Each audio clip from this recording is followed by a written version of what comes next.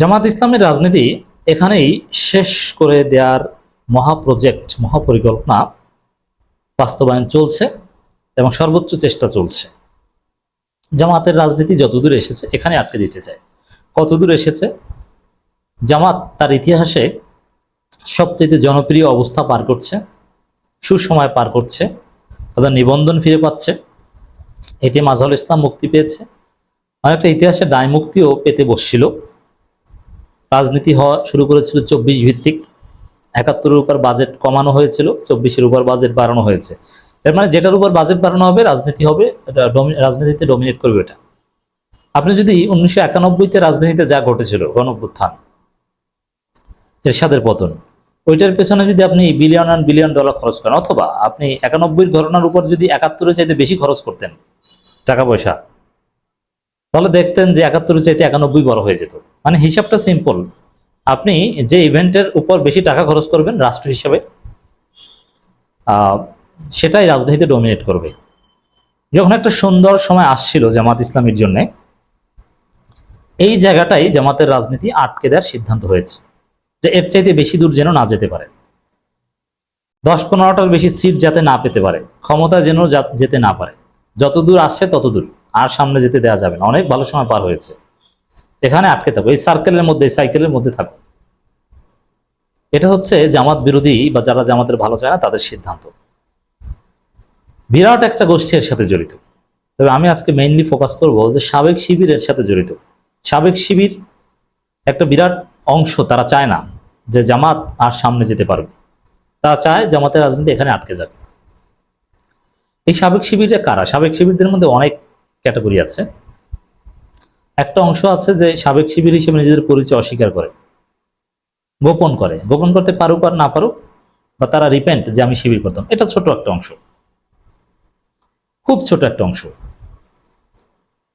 সে রাজনৈতিক কারণে নিজেকে সাবেক শিবির পরিচয় অস্বীকার করলে বা হাইড করার চেষ্টা করলো, সে মনে মনে অ্যাটলিস্ট মিনিমাম যখন জুমার নামাজ পড়তে যান তখন তার অনুভূতি জেগে ওঠে, শিবিরের প্রতি কৃতজ্ঞতা বোধ কাজ করে।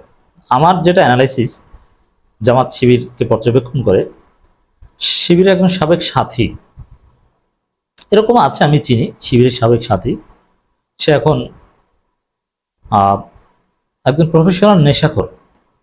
শিবিরের সাবেক সাথী আওয়ামী লীগের বড় নেতা, বিএনপির বড় নেতা, সে নিয়মিত সরোয়ার্দী উদ্যানে গাঁজা খায়। শিবিরের সাবেক সাথী, তার চরিত্র অত্যন্ত খারাপ, সে নারীবাজ। শিবিরের সাবেক সাথী, সে সাংবাদিক হতে যেয়ে নিয়মিত নারীবাজি করে এবং মদ খায়। আমি চিনি, নাম বলতে পারবো, ঢাকা বিশ্ববিদ্যালয় সহ বিভিন্ন বিশ্ববিদ্যালয়। এরকম একটা অংশ আছে, কিন্তু এই অংশটাও অ্যাটলিস্ট জুমার নামাজ তো পড়তে যায়। আমি এরকম সাবেক শিবিরের সাথে কয়েকজনকে চিনি যারা জুমার নামাজ ছাড়া কোনো নামাজ পড়েন না, জুমার নামাজও ঠিক মতো পড়েন না। এরা জুমার নামাজ পড়তে গেলে বা ঈদের নামাজ পড়তে গেলে তাদের মধ্যে অনুভূতিটা কাজ করে যে আমি তো সাবেক শিবির, শিবিরের প্রতি ভালোবাসা কাজ করে। রাতে ঘুমাতে গেলে, পরিবারের কোনো সদস্য অসুস্থ হলে তখন তো ইমান জেগে ওঠে, তখন এই সাবেক শিবির অনুভূতিটা কাজ করে। কিন্তু পলিটিক্যাল কারণে, স্বার্থে তারা এটা প্রকাশ করে না। এবং এই গোষ্ঠীটা, এই যে এই একদম ডেভিয়েটেড যে গোষ্ঠী, খুব ছোট অংশ, তারা জামাত বা শিবিরের সাথে কোনো সম্পর্ক রাখে না। আরেকটা অংশ আছে সাবেক শিবির, যারা সাবেক শিবির পরিচয়টা ধারণ করে, তারা যে হ্যাঁ শিবির করেছেন, তারা বর্তমান শিবিরের প্রোগ্রামে সাড়া দেয়। যদি বলে কোনো রিউনিয়নে, তারা সেখানে যায়। তারা শিবিরকে এয়ানত দেয় অল্প হলেও, কিন্তু তারা জামাতকে ধারণ করে না। এই অংশটা বেশি ঢাকা বিশ্ববিদ্যালয়ে। ঢাকা বিশ্ববিদ্যালয়ের সাবেক শিবির যারা, তারা শিবির পরিচয় ধারণ করে এবং শিবিরের সাথে সম্পর্ক রাখে, টাকা পয়সাও দেয়, শিবির ডাকলে উপস্থিত হয়, কিন্তু জামাতকে তারা ধারণ করে না। এই অংশেরই একটা অংশ আছে, তারা বিভিন্ন রাজনৈতিক দলের দোকান খুলেছে। তারা অনেকে প্রচার করে যে এটা জামাতেরই কাজ, ভিতরে ভিতরে বলে, বা জামাতের স্বার্থে এটা করেছি, অথচ জামাত এটাকে নেগেটিভলি দেখে, এবি পার্টির মতো দেখে। যাই হোক, এই সাবেক শিবিরদের বিভিন্ন রাজনৈতিক দোকান আছে, দল আছে, এরা বিভিন্ন দলে যোগদান করেছে। এরা লোক ভালো নিঃসন্দেহে, কিন্তু বিভিন্ন পলিটিক্যাল পার্টিতে গেছে। তো এই যে ভালো লোকগুলো সাবেক শিবির, এরাই চায় যে জামাতের রাজনীতি এখানে আটকে যাক,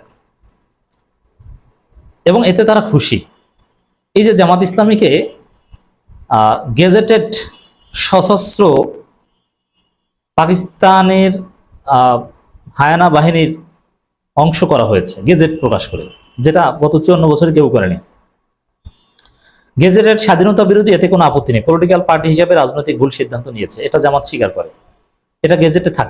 কিন্তু গেজেটে প্রজ্ঞাপনে উল্লেখ যে জামাতের বিরুদ্ধে যারা যুদ্ধ করেছে তারা মুক্তিযুদ্ধ, বা মুক্তিযুদ্ধের সংজ্ঞার মধ্যে যে জামাতের বিরুদ্ধে যারা যুদ্ধ করেছে, এর মানে জামাত সশস্ত্র যুদ্ধ করেছে, এটা গেজেটে উল্লেখ করা হলো। অথচ জামাত সশস্ত্র যুদ্ধ করেনি। জামাতের কিছু লোকজন হয়তো বা বিভিন্ন মিলিশিয়া বাহিনী, প্যারামিলিশিয়া বাহিনী গঠন করেছে। এখন এই যে গেজেট, এটা জামাতের রাজনীতির উপর একটা বিরাট পেরেক। এটা জামাতের বিচার করার উদ্যোগ, সংগঠন হিসেবে জামাতের বিচার করবে, জামাতকে আগাতে দিবে না, জামাতকে থামিয়ে দিবে, আবার জামাতের উপর নির্যাতন করবে, তার একটা ন্যারেটিভ। এখন জামাতকে গেজেটভুক্ত করা হলো সশস্ত্র সংগঠন হিসাবে 71-এর। আগামীকালকে যে জামাতকে ধরবে তা না, 10-15 বছর পর হলো এই গেজেটের উপর ভিত্তি করে জামাতকে ধরবে, জামাতকে এই ট্রাইব্যুনালে বিচার করবে। এইখানেই আটকে দিতে চায় যে এর চাইতে বেশি না যেতে হবে, আবার সামনে ধরবে। এই যে নতুন আগের প্রজন্মকে হত্যা করেছে, এখন একটা গোষ্ঠী চায় যে নতুন জামাতের যে প্রজন্ম দাঁড়াচ্ছে, যারা তাদের দুর্বলতাগুলো ওভারকাম করে যোগ্য হচ্ছে, কোয়ালিটি অর্জন করছে, এই প্রজন্মকে আবার কিভাবে খেয়ে দেওয়া যায়। এখন এই প্রজন্মকে তো আর 71-এর অপরাধে খেতে পারবে না, তবে সংগঠন হিসেবে জামাতকে কিভাবে খাওয়া যায়, এবং সংগঠন হিসেবে জামাতকে খেলে তো এই প্রজন্মকে খেয়ে দেওয়া যাবে। এটা হচ্ছে পরিকল্পনা, এটা হচ্ছে জামাতকে আটকে দেওয়ার বন্দোবস্ত, তার অংশ হিসেবে এই গেজেট। এটা সুদূর প্রসারী পরিকল্পনা অংশ। এই যে 2010 সাল, 11 সাল, 12 সাল থেকে 13 সাল থেকে জামাতকে ফাঁসি দেওয়া হবে, বা 10 সাল থেকে ধরা হবে, এটার পরিকল্পনা হয়েছিল 1991 সালে। এই যে গণ আদালত, আসিফ নজরুলদের প্রতীকী ফাঁসি, শাহরিয়ার কবিরদের, সেই 91 সালে হয়েছে, 92 সালে হয়েছে, ওইটারই বাস্তবায়ন হয়েছে 2013 সালে। তো এখন জামাতকে যে গেজেট প্রকাশ করা হলো, এটার উপর ভিত্তি করে 10, 15, 20 বছর পর হলো সংগঠন হিসেবে জামাতের বিচার করবে ওরা। এটা হচ্ছে ওদের পরিকল্পনা। কিন্তু আমি বিশ্বাস করি পারবে না, কারণ হাসিনা যা পারেনি ওটা কেউ পারবে না। হাসিনা যেখানে জামাতকে নিঃশেষ করতে ব্যর্থ হয়েছে, সেটা অন্য কেউ পারে না। ওরা ব্যর্থ হবে, কিন্তু চেষ্টা করছে। এখন আসি এর নেপথ্যে কার, এর নেপথ্যে ভারতের দালাল যারা, তারা এটা তো বুঝেন। প্রথম আলো, ডেইলি স্টার, অমুক তমুক, এরা আওয়ামী লীগের পেতাত্তা, এরা আছেন যারা ইসলামী রাজনীতি চায় না, ইসলামী আন্দোলনের বিরুদ্ধে, তারাই এটা করছে। কিন্তু সাবেক শিবির জড়িত কিভাবে, আমার সাবজেক্ট ম্যাটার এটা। সাবেক শিবির খুশি কেন? সাবেক শিবির যারা এখনো শিবিরের আদর্শে ধারণ করে, এমনকি তারা নামাজ কালামও পড়ে, সুন্নাত বাদে শুধু ফরজ পড়ে, বেতের নামাজ 1 রাকাত পড়ে, এই যে অংশটা, তারা খুশি কেন, বা তারা এই জামাতের রাজনীতি এখানে আটকে যাক এটা কেন চায়? তারা এই যে গেজেট, মুক্তিযুদ্ধের সংজ্ঞায় জামাতকে ইনক্লুড করে, এতে তারা খুশি কেন? এর কারণ তারা চায় যে এই জামাতের যে বিশাল জনশক্তি, সাবেক শিবিরের শিবিরের যে একটা বিশাল জনশক্তি, এটা তাদের হাতে আসুক। তারা যে নতুন নতুন দল করছে, তাদের আন্ডারে আসুক, তাহলে তারা সহজে এমপি মন্ত্রী হতে পারবে, তারা তাদের রাজনৈতিক ভীষণ চারিতার্থ করতে পারবে। তখন ইসলামী আন্দোলন, একামতি দিন, এগুলো অবশ্য তাদের লাগে না। তারা পলিটিক্যালি সফল হতে পারলেই এই সাবেক শিবিরে খুশি।